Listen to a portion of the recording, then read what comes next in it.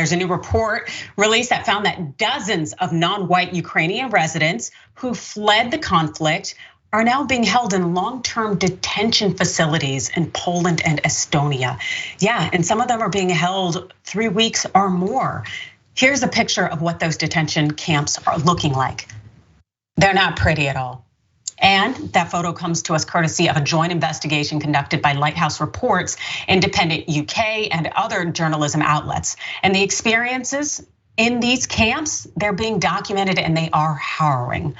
What we know is that one of the students said that they were stopped by officials as they crossed the border and were given no choice but to sign a document they did not understand before they were then taken to the camp. They did not know how long they'd be held there. There's a 29-year-old black man from Nigeria who was studying in Ukraine before fleeing, and he said this. He says his phone was confiscated by Polish border guards and he was given no option but to sign a form he did not understand. It was written in Polish. I didn't know what I was signing. I said I wouldn't sign, but they insisted I sign it, and that if not, I would go to jail for 5 months. The student said he was then taken to court where there was no interpreter to translate what was being said so that he could understand, and then taken to a detention center in a small village in what I believe is Lesnalio. Now, there's another student as well who described their ordeal right now, and they described that to an activist. He had said, my mental health, I'm just scared. We escaped Ukraine. It was very, very horrible experience. And you know, it's the most biggest risk of my life. Now we are under detention. At the beginning, I thought I was being kidnapped.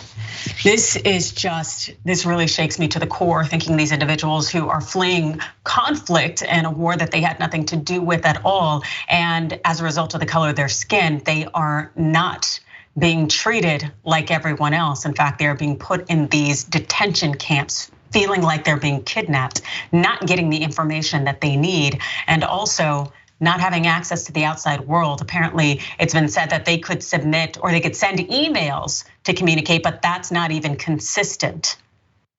This is very, very upsetting. And also, we know that this is going on despite an EU protection directive that was issued on March 4th.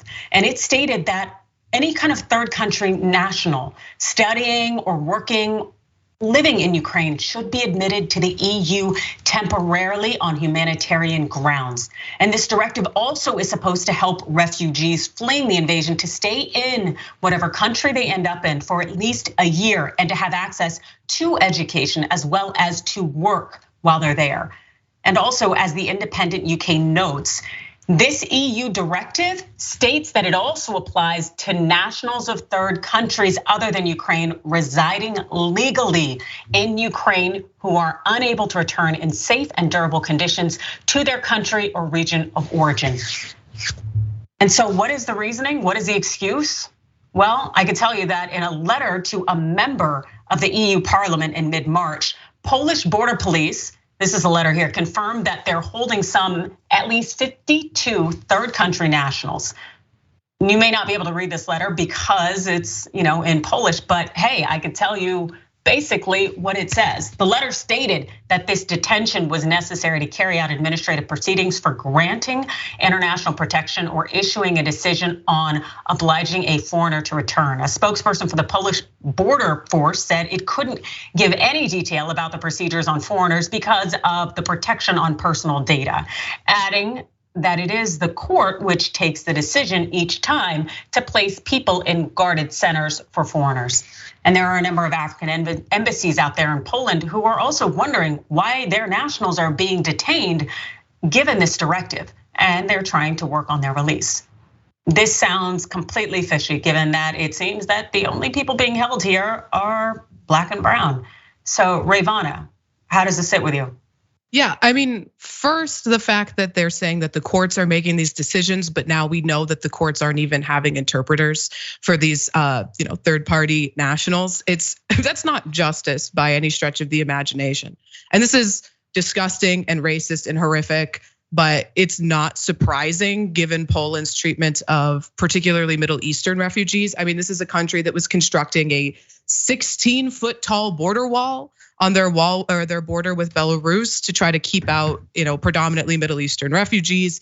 This is a country that allowed Kurdish refugees to freeze to death outside its border while they were waiting to get in.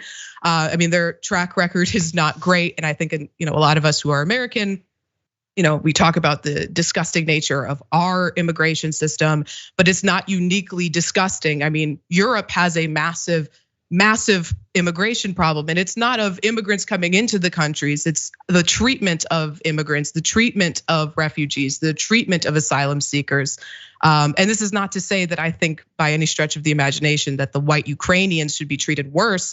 I think that all refugees should be treated the same, or in fact better than they're being treated, because even the Ukrainian refugees are not having the easiest time. It's just a gross situation, especially thinking that these people are escaping what is probably the scariest situation they've ever been in their lives, just to be detained because of the color of their skin.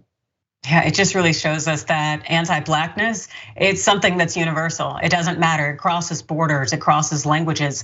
This thought that you are less deserving of humanity and equal fare, just basic treatment as a human being simply because you have a higher melanin count than others. And also we see using this whole documentation thing, saying that they lack proper documentation and that's why we're holding them. Really? So you're going to tell me that the white Ukrainians had all their documentation and it just so happened that the people of color were the ones who did not have any documentation? Get out of here with that. I couldn't even want to believe that, especially if the individual is just a resident of Ukraine. I'm sure they carry their documentation, their passports on them regularly. And so this thought that it's only a certain segment of the population coming from Ukraine who should be in this detention camp because they lack proper documentation just tells us that there will forever be pretexts when it comes to mistreatment of Black and brown people in this world.